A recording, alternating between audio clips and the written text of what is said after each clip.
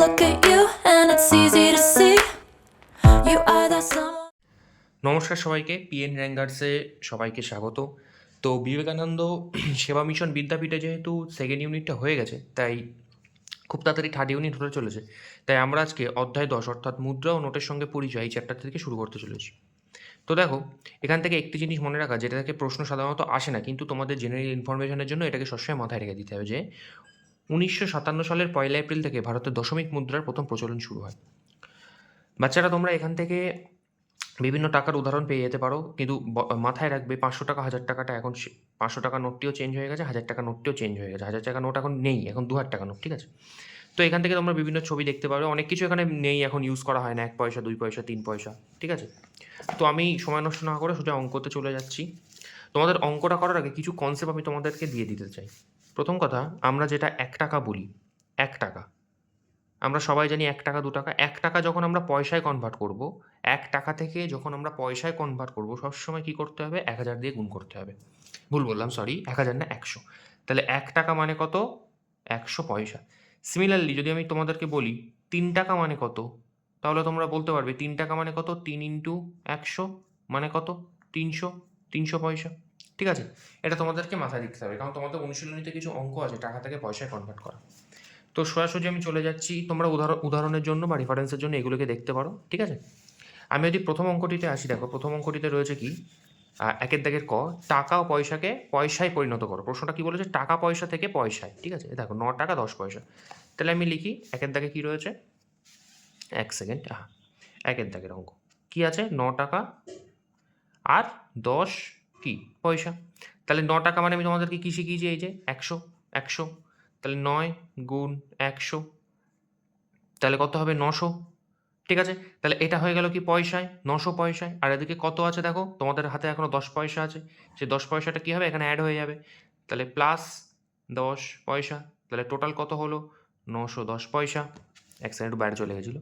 Total কত হলো? 910 পয়সা। আরেকটা অঙ্ক আমি তোমাদের যদি দেখাই, একটু একই টাইপের অঙ্ক না দেখি, অন্য টাইপের অঙ্ক দেখাই। ধরো 3-এর দাগের অঙ্কটা দেখাই। এই যে 3-এর দাগ, কত আছে? 56 টাকা 30 পয়সা, 56 টাকা 30 পয়সা। তাহলে আমি এখানে হেডিং করি, কত টাকা বলেছে? 56 টাকা 30 পয়সা, 56 টাকা আর 30 পয়সা, ঠিক আছে? তাহলে সেম একই 56 আছে, টাকাটাকে কী করতে হবে? ইন্টু 100 করতে হবে, আমরা জানি। তাহলে 56 গুণ 100 কত হবে? 5600, ঠিক আছে? প্লাস 30 পয়সা কী হবে? প্লাস হয়ে যাবে, প্লাস 30 পয়সা। দুটোই পয়সা, একই একই একই ইউনিটে চলে আসলো, পয়সায় চলে আসলো। তাহলে এবার কী হবে? 5630 পয়সা। এটাই হচ্ছে অ্যান্সার আমাদের, ঠিক আছে? এটাই হচ্ছে অ্যান্সার আমাদের, ঠিক আছে? এটা তোমাদের মাথায় রেখে দিতে হবে। তোমাদের একটা ট্রিকি অঙ্ক দেখাই, যেমন এটা দেখো, 20-এর দাগের অঙ্কটা কী আছে? এরকম 1900 আছে, আমি 20-এর দাগেরটা দেখাই। টাকা আগে আছে 6.08, ঠিক আছে? এবার তোমাদের মনে হতে পারে যে টাকা আগে আছে 6.0, তোমাদের কনফিউশন হতে পারে, আমি কনফিউশন থেকে দূর করে দিই। টাকা আগে থাকুক কি টাকা পরে থাকুক, কোনো ম্যাটার করে না। টাকা এখানে থাকলেও যা ভ্যালু, টাকা এখানে থাকলেও একই ভ্যালু, ঠিক আছে? 6.08 মানে এখানে তোমাদেরকে পয়েন্ট পয়েন্ট যেটা রয়েছে না, এটাকে মাথায় রাখতে হবে। এই যে 6টা হচ্ছে টাকা, মানে এই যে অঙ্কটা, এটা মানে হচ্ছে 6 টাকা 08 পয়সা। এই 08 পয়সা মানে শূন্যর কোনো ভ্যালু নেই। তাহলে আমরা বলতে পারি কি, 6 টাকা মানে কত? 100 গুণ হয়ে গেল। তাহলে 600 পয়সা প্লাস 8 পয়সা, তাহলে কত হলো টোটাল? 608 পয়সা, ঠিক আছে? এইটা হচ্ছে তোমাদের উত্তর। আরেকটা অঙ্ক তোমাদেরকে দেখাই এরকম। দেখো রয়েছে 21-এর দাগ, টাকা আগে আছে 0.70, টাকা আগে আছে 0.70। তো আমি প্রত্যেকটা ভেরিয়েবলই তোমাদেরকে দেখিয়ে দিচ্ছি, যাতে তোমাদের প্রত্যেকটা অঙ্ক করতে সুবিধা হয়। তারপরেও কোনো অঙ্ক যদি বুঝতে অসুবিধা হয় বা করতে না পারো, কমেন্ট বক্সে জানিও, আমি চেষ্টা করবো সেটাকে সলভ করে দেওয়ার। তো অঙ্কটা কী ছিল? টাকা আগে 0.70 বা 0.70। তাহলে টাকার কথা তো আমি বলে দিয়েছি, টাকা আগে থাকুক পরে থাকুক একই ব্যাপার, কোনো ভ্যালু করে না। 0.70 মানে কি? এখানে পয়েন্টের আগেরটা টাকা, পয়েন্টের পরেরটা পয়সা। এখানে টাকাটা কি? 0 টাকা। 0 টাকা মানে কোনো টাকাই না। তাহলে একমাত্র এখানে অ্যান্সারটা কী হবে? 70 পয়সা। একবারে উত্তর বেরিয়ে গেল, সরি, 70 পয়সা, একবারে উত্তর বেরিয়ে গেল। এটাই তোমাদের অ্যান্সার, ঠিক আছে? এর এর আমি আরেকটা ট্রিকি অঙ্ক দেখাই, যেটা হচ্ছে, তোমরা দেখো 28-এর দাগের অঙ্কটা, 0.06, 0.06, 28-এর দাগ 0.06। তাহলে এখানটা টাকাটা আগে ছিল, তা টাকাটা কোনো ম্যাটার করে না। পয়েন্টের আগে টাকা ছিল, 0 কাটা, কোনো ম্যাটার করে না। আর 06 পয়সা, 06 পয়সা, 06 পয়সা মানে কি? 6 পয়সা, একইভাবে হয়ে গেল, কোনো কোনো প্রবলেমই হলো না, এটাই অ্যান্সার। ঠিক আছে, এবার সিমিলারলি যদি তোমাদেরকে বলা হয় পয়সা থেকে টাকায় রূপান্তর করা, এই যে বলেছে কি পয়সাকে দশমিক বিন্দু বসিয়ে মিশ্র রাশিতে টাকা ও পয়সা লেখো। মিশ্র রাশি মানে কোনগুলো? ধরো আমি এখানে একটা এক্সামিনারি সংখ্যা নিচ্ছি, ধরো 1010, 1010। তাহলে এটাকে আমরা কি বলতে পারি? 1010 পয়সা, ঠিক আছে, 1010 পয়সা। এটাকে আমরা কি বলতে পারি? প্রথমে সবসময় মাথায় রাখতে হবে, টাকা থেকে পয়সা করতে গেলে যখন 100 গুণ করতে হয়, তেমনি পয়সা থেকে টাকা করতে গেলে 100 ভাগ করতে হবে। ঠিক আছে, তাহলে আমি প্রথমে ভাগ করে দিই। ঠিক আছে, মানে দাঁড়া, আমি একটা সহজ উদাহরণ দেখাই তোমাদেরকে, সহজ উদাহরণ দেখাই। আমি 1000 পয়সা বলি, 1000 পয়সা। তাহলে এটাকে আমাকে টাকায় কনভার্ট করতে গেলে 100 দিয়ে ভাগ করতে হবে। এই 0 0 কেটে গেল, আমরা জানি এটা নিয়মটা। তাহলে 10 টাকা। ঠিক আছে, তাহলে মাথায় রাখবে টাকা থেকে পয়সায় যেতে গেলে কি করতে হবে? গুণ 100। ঠিক আছে, আর পয়সা থেকে টাকায় আনতে গেলে কি করতে হবে? পয়সা থেকে টাকায় আনতে গেলে কি করতে হবে? ভাগ 100।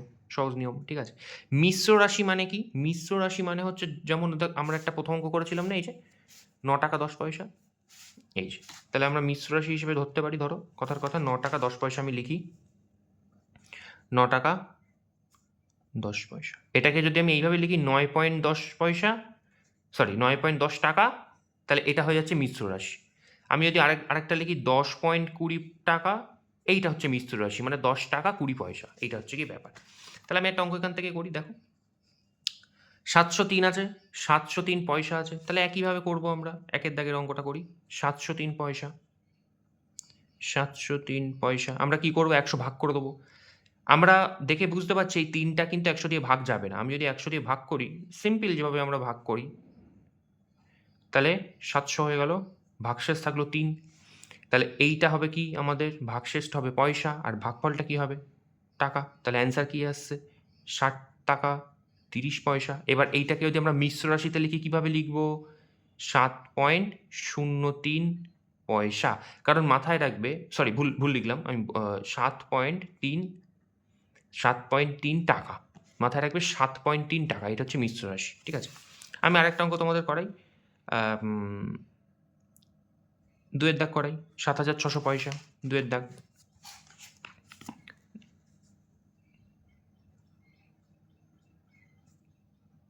পয়সা কি করব? সিম্পলি ভাগ করে দেবো, 100 দিয়ে ভাগ করে দেবো, কেটে গেল 0 0। কত হলো? 76 টাকা। হ্যাঁ, এখানে যাই সংখ্যা থাকুক না কেন একইভাবে করতে হবে, কোনো সেটা কঠিন কিছু নেই। যেমন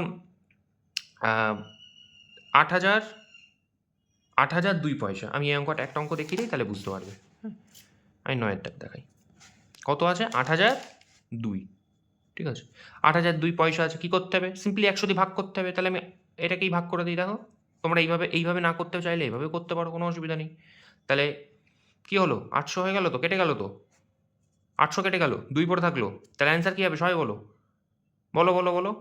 8 টাকা 2 পয়সা। ঠিক আছে, 8 টাকা, এটা হয়ে যাবে টাকা, এটা হয়ে যাবে পয়সা। ব্যাস হয়ে গেল, সিম্পলি অঙ্ক, কোনো কঠিন নেই। ঠিক আছে, একইভাবে এখানে রয়েছে কি দেখো, মিশ্র রাশিগুলিকে দশমিক বিন্দু বসিয়ে টাকায় পরিণত করো। মিশ্র রাশিগুলিকে দশমিক বিন্দু বসিয়ে টাকায় পরিণত করো। কিচ্ছু করার দরকার নেই, একদম সহজ জিনিস। টাকা পয়সা উড়িয়ে দিয়ে লাস্টে পয়সা লিখে দাও, ব্যাস হয়ে যাবে। আমি এটা করে দেখাই তোমাদের, দেখো 8-এর দাগটা দেখো, 89 টাকা 50 পয়সা। আমি তাহলে লিখি 8-এর দাগ, 89 টাকা 50 পয়সা। বলেছে কি মিশ্র রাশিগুলিকে দশমিক বিন্দু বসিয়ে টাকায় পরিণত করো। আমি দশমিক বিন্দু বসাবো কোথায়? তোমাদের আগেই শেখালাম যে মাঝখানে পয়েন্ট থাকা মানে এই দিকেরটা টাকা, এই দিকেরটা পয়সা, বাঁ হাতেরটা টাকা, ডান হাতেরটা পয়সা। তাহলে এইটা করে আমরা টাকা লিখে দেবো, ব্যাস হয়ে গেল, এটাই অ্যান্সার। কিচ্ছু কঠিন কিছু না, একদম সহজ। যেমন আমি 13-এর দাগেরটা দেখাই, 205 টাকা 0.03 পয়সা। তাহলে আমি ভালো করে লিখি আগে, কত দাগ ছিল ওটা? 13-এর দাগ। 13-এর দাগ, 205 টাকা 03 পয়সা। এটাকে আমরা কি করে পয়েন্ট তুলে দেবো? ব্যাস 205.03 পয়সা না, টাকা। ব্যাস হয়ে গেল, কোনো কঠিন কিছু না। আচ্ছা, তারপরে পরেরটায় চলে যাই। বলেছে কি দশমিক বিন্দু তুলে দিয়ে টাকা ও পয়সায় মানে মিশ্র রাশিতে লেখো। দশমিক বিন্দুটাকে তুলে দিয়ে লেখো। আরে একই জিনিস গিয়ে বাবা, কোনো কঠিন নেই, কোনো কঠিন না। দেখো যেমন রয়েছে কি টাকা আছে আগে, আমি বলেছি কি টাকা আগে থাকুক পরে থাকুক কোনো ম্যাটার করে না, একই সব জিনিস, টাকা আগে আর পরে কোনো ম্যাটারই করবে না। তাহলে দেখো তো আছে কি 10.10, তাহলে আমরা কি শিখেছি, পয়েন্টের বাঁ দিকে 10.10, পয়েন্টের বাঁ দিকে হচ্ছে কি টাকা, পয়েন্টের ডান দিকে হচ্ছে কি পয়সা, তাহলে এটা কি হবে 10 টাকা 10 পয়সা। ঠিক আছে, আমি একটা অঙ্ক করে দেখাই তোমাদের, যেমন এগুলো সহজ আছে, এগুলো তোমরা পারবে।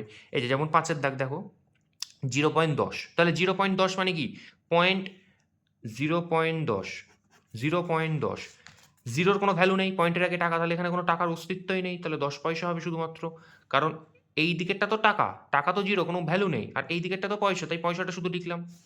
আর একটা অঙ্ক দেখাই তোমাদের, দেখো যেমন রয়েছে একটা অঙ্ক দেখো, ট্রিকি অঙ্ক 1222, ঠিক আছে, দেখো ভালো করে দেখো অঙ্কটা, ভালো করে খেয়াল করবে, অঙ্কটা কি আছে 1222, এক সেকেন্ড ভুল লিখলাম, 1222.00, অঙ্কটা কি আছে 1200.00, তাহলে পয়েন্টের এই দিকেরটা কি হবে পয়সা, শূন্য আছে কোনো ভ্যালু নেই, আর পয়েন্টের এই দিকেরটা কি হবে টাকা, তাহলে এইটাই শুধু উত্তর 1222 টাকা। ঠিক আছে, আচ্ছা আমি তাকে অঙ্কটা ভালো করে দেখবে, হ্যাঁ কি আছে 1440.02, 1440.02, ঠিক আছে, ঠিক লিখলাম তো 1440.02, হ্যাঁ। তাহলে একই সিস্টেম, মাঝখানে দাগ দাও, ডান দিকেরটা পয়সা, বাঁ দিকেরটা টাকা, তাহলে 1440 টাকা 00 পয়সা, তাহলে একটাই মাথায় রেখে দেবে, জিরোটার তো কোনো ভ্যালু নেই, জিরোর তো কোনো ভ্যালু নেই, তাহলে আলটিমেট যদি তোমাদের অপশানে থাকে বা অ্যান্সারে যদি এইরকম থাকে 1840 টাকা 2 পয়সা, তাহলে এইটাকেই তোমরা নেবে। ঠিক আছে, এটাও অ্যান্সার, আমি বলছি না যে এটা অ্যান্সার না, কিন্তু মনে রাখবে আগের এই শূন্যর কোনো ভ্যালু নেই, এই শূন্যটা যদি পরে থাকতো, এটা কিন্তু 2 পয়সা, এটা কিন্তু 2 পয়সা, কিন্তু এই শূন্যটা যদি সাপোজ পরে থাকতো তাহলে এটা 20 পয়সা হয়ে যেত না, তাহলে 2 পয়সা আর 20 পয়সার মধ্যে পার্থক্য আছে তো, তাহলে সেটাকেই তোমাদের মাথায় রাখতে হবে। আশা করি ভিডিওটি তোমাদের ভালো লেগেছে, কোনো জায়গায় কোনো বুঝতে অসুবিধা হলে 10 নম্বর চ্যাপ্টারটির নাম মুদ্রা ও নোটের পরিচয়, আমাকে কমেন্ট বক্সে জানাবে, আমি সম্পূর্ণরূপে সাহায্য করব। You are that someone I've been trying to meet. I got your